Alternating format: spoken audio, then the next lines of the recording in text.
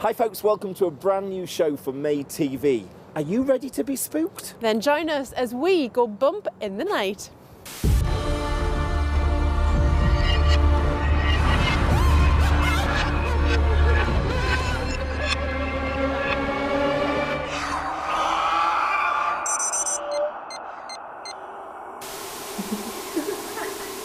Welcome to the show. Now join us over the next 6 weeks as we visit 6 locations across the northeast that are known for their haunted and paranormal activities. Now Mel, are you a skeptic or not? Do you believe?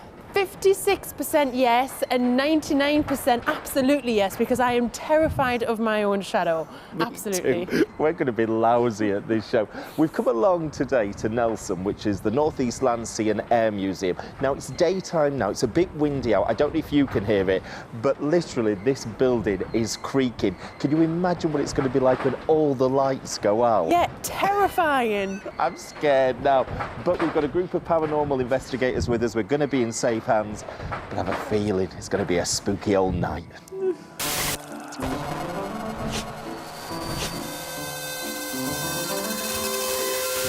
N.E.L.S.A.M, the Northeast Land, Sea and Aircraft Museum, hosts the Northeast's premier collection of aviation history and the largest aviation collection between Yorkshire and Scotland.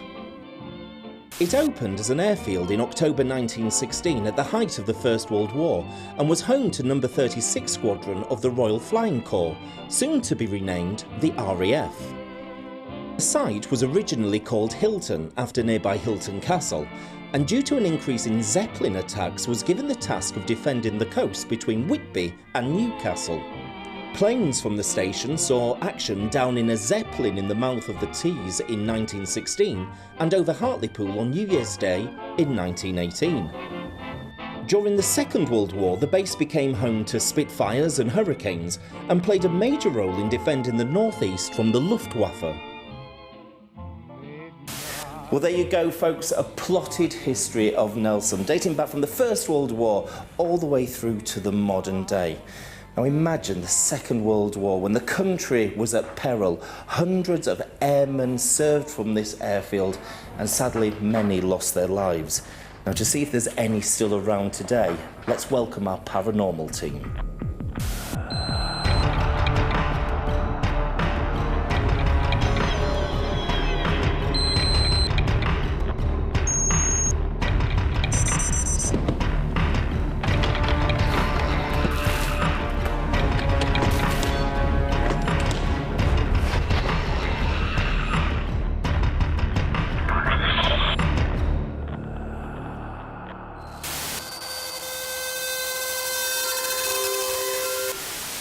Tell us about what you guys have set up. You and the team have been busy tonight. What are the sort of experiments that you've got going on right now? Well, what we're going to do, Mel, is, like you see, we've got this screen here. We've got 2 cameras which you see are already set up, night vision stack cameras. We've got one which is filming here on the plane at the back there, where you can see Brandon's taking photos as well to see if we can capture anybody coming through at this moment in time. While this is filming this direction, is we had been told that a spirit energy of maybe the pilot has been seen in front of this wheel, so that's why we set up this in this direction. Okay. And this camera here, which is on the other side of where we are now, and where also activity has been seen, so we're filming that way as well. We will be using scientific equipment, and we will use handheld night vision cameras as well. You guys have got all of the kit. Now, how successful have your investigations gone in the past? I mean, what sort of stuff have you caught where you can physically see and hear it? Well, a lot of our videos that we've got on our website have been very, very good up to now. We've had a lot of good stuff, and especially in one location where we actually captured a chair move on camera. And we have got other things where words have been said, you've got names mentioned, all of our names have been called out at some point in different videos. Our K2 meter is lit up on command, and it's just really stuff that will happen. And hopefully tonight, you know, it's going to happen here for us as well. Well, fingers crossed. Obviously, N.E.L.S.A.M here in Washington it's renowned for its paranormal activity, different sightings of members of the public and staff that work here as well. So we're here to investigate and see what we can capture. Hopefully, we'll find we'll manage to capture something, but only time will tell. So I guess we'll leave the experts to it, and it's time to turn the lights out.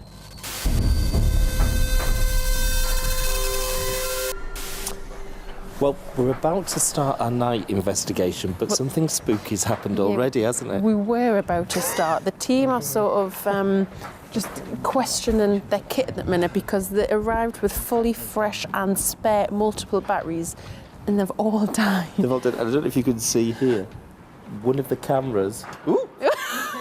That's not the ghost. That's Terry. But that camera's gone off. And like, we've not even started yet, so... Yeah. Well, just leave them to it. Yeah, we'll just stand here. My torch has got great batteries. For now.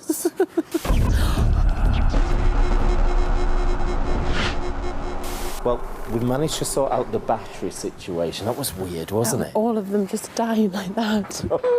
I don't like the word dying, Mel. Okay, I just well, think drained. Oh, do you know? The thing is, around the museum, because it is a public museum, there's mannequins in Look every over here. glass I window. just caught this one here, you know, and you just zoom and they're looking at you. Not good. Now, we're coming to a place where apparently there is a sighting of a chap, and he stands in a corner, just where we're heading now, and he's from the First World War. And he stands in this corner because this is the furthest part to where his hangar used to be, just over the road. So if we go stand in the corner... Oh! Well, no, let's just see if we can pick him. But he comes through to children apparently quite easily. Oh, well, that's handy to know, isn't it? So he stands here and just looks around apparently. That makes a good view. Oh, that wind's not helping. That'll teach you, won't it, to have a burrito before we come on a ghost hunt. I think we've had a little walk round. Yeah. Wasn't too bad. We didn't spook ourselves. But should we see what the guys are getting on their equipment? Yeah. Let's hand it over. Yeah, let's hand it over to the professionals.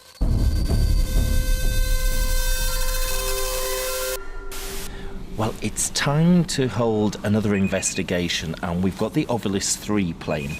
So, what we're going to do, Mel, is obviously we're in a World War II site, is we're going to play some music, some Glenn Miller, some Vera Lynn, and some Marlene Dietrich, which she'll be singing in German. Yeah, so hopefully that might conjure up something or definitely stir some emotion or some energy. Hopefully, but you never know. But let's... Should we press play? In a moment. Yeah. Okay, can I hold your hand up? 'Cause I'm getting a bit scared. I tell you what, anything to keep me warm. We've been outside. It is warmer outside than it is in here. The temperature has dropped, so hopefully that's a good sign. Right, okay. Here we go. I'm going to press play. Yeah.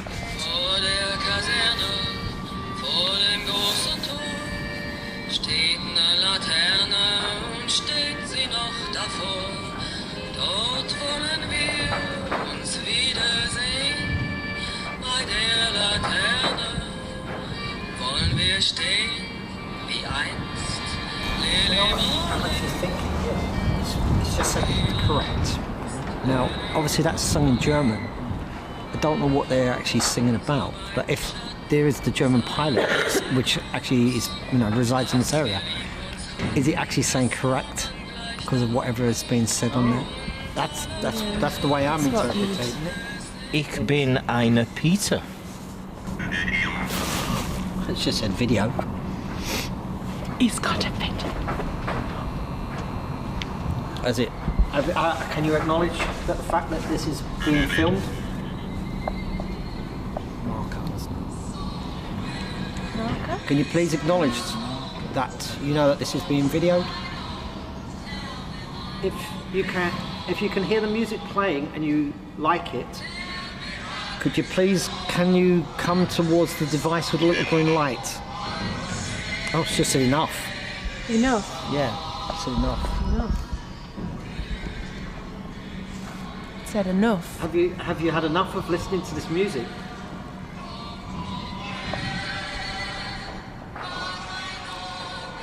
You had enough of us asking questions.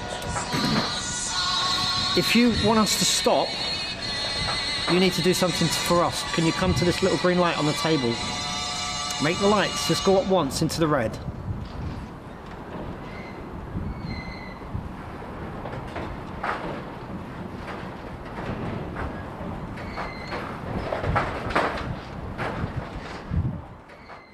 Well, the investigation is in full swing and we've already got some amazing footage. Absolutely, things are definitely starting to go bump in the night. So join us after the break, where it's about time that we went night vision.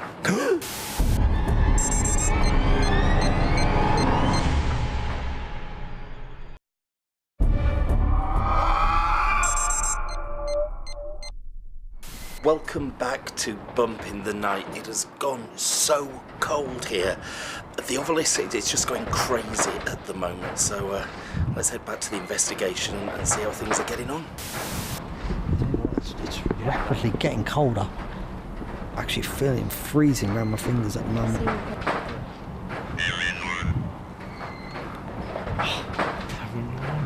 Is that what it's just said? Paranormal. Paranormal. Never saw it. Yeah, it's Cool. It's never ever said that before.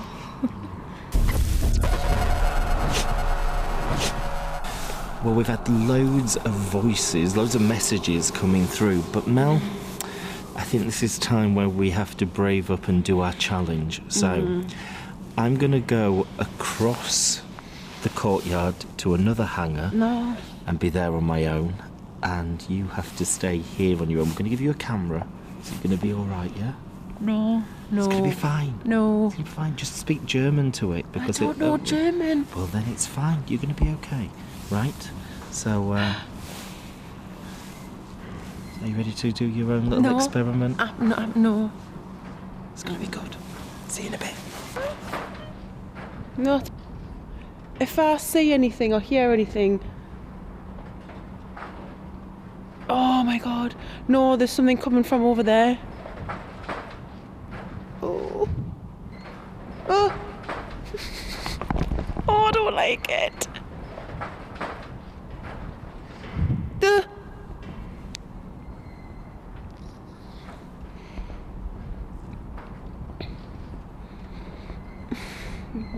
Okay.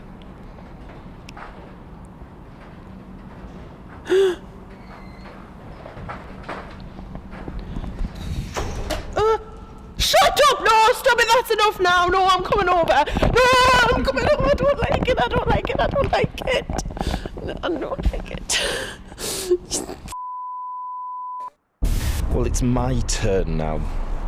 And I'm leaving the hangar where the planes are because I'm walking over. There's a hangar and it's got lots of tanks and it's got lots of cars in. Apparently it's haunted, as everything is here. It's got soldiers that stand in the corner. So here we go. I need to put my torch on just so I can get in, see where I'm going. Right, so here we are, just getting my bearings with my torch. There's a big pool of water there.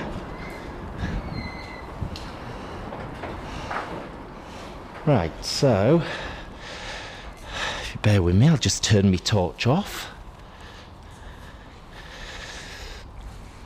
And now let's be in here.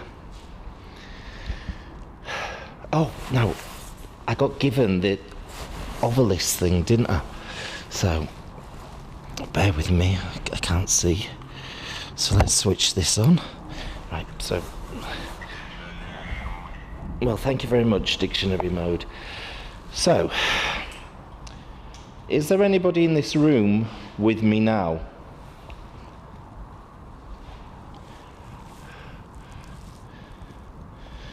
Is there anybody here with me?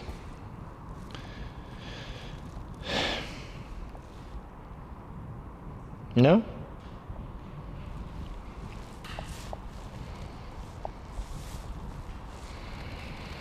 Hello? Hello? Hello, Mr. N.E.L.S.A.M. Are you there? Light? Now, the scariest thing, there is a light down there. And I could swear that there's a figure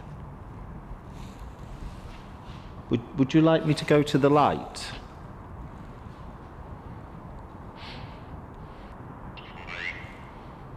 Fly? Well, I don't know what there is in there. I don't think there's anything to fly in here with. Hello, is there anybody in here? Please make a noise. I don't wish you any harm.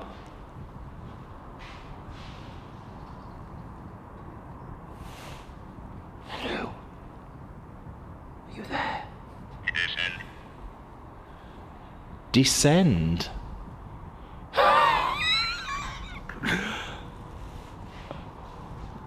Fly, descend.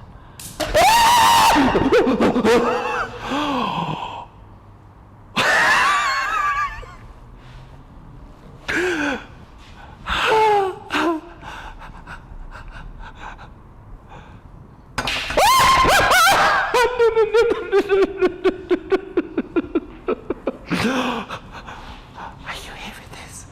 Fly, descend. Well, lovely, thank you. Thank you, I've had a lovely time, but I'd like to go home now. So I'm going to fly. Main. Main? Main door? Main leave. Thank you. I've had a lovely time now. I'm seeing dead people. Bye. Right, young lady, you're going to have to shout. You're having some tech problems, aren't you? Yeah, so we, as a production team, have gone through all of the batteries. They were all fully charged, they were all brought, so my mic has now just died with full batteries, so I'm going to have to speak into you. So if you can't hear me properly, that's why. And these batteries should be lasting us for days, yeah, not hours. And the camera has 5 hours, it now has about 8 minutes left. So, yeah, but my inside there was not good because it was where we're playing the music, it was where we really got the sense of something of, you know, I know it's windy and the building's making noises anyways, but it was definitely, it definitely spooked you out a bit. So to then do my bit in there, I think I got the short straw. That wasn't fair. I was scared in mine. Mine was talking away to me, that Oculus thing, or Ovilus, or whatever it's called. I was having a conversation with you. But I tell you what, we've got the evidence. I think it's time we go back to Paranormal HQ and go through this and see, well, what we found.